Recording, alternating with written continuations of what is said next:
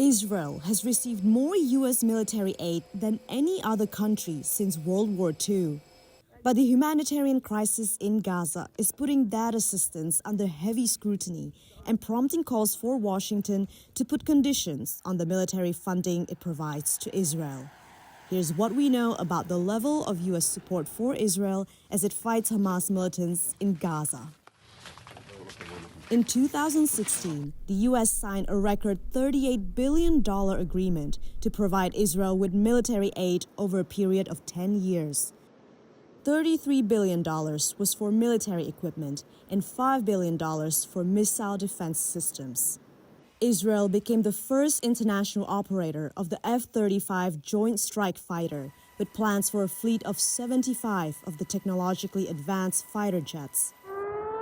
The U.S. helps fund Israel's Iron Dome short-range rocket defense system and the David Sling system to shoot down rockets fired from up to 124 miles away. A further $14 billion for Israel, proposed by President Joe Biden last year, is currently held up in Congress. We're going to make sure Iron Dome continues to guard the skies over Israel.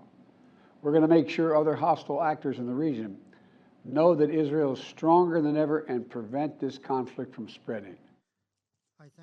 The United States has long used its veto power on the UN Security Council to block resolutions seen as critical of Israel. Earlier during the war, it vetoed calls for an immediate ceasefire in Gaza.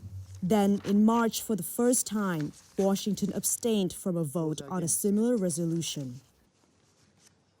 Abstention.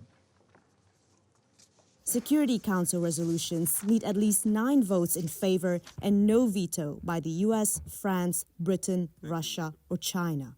Washington has also taken Israel's side elsewhere.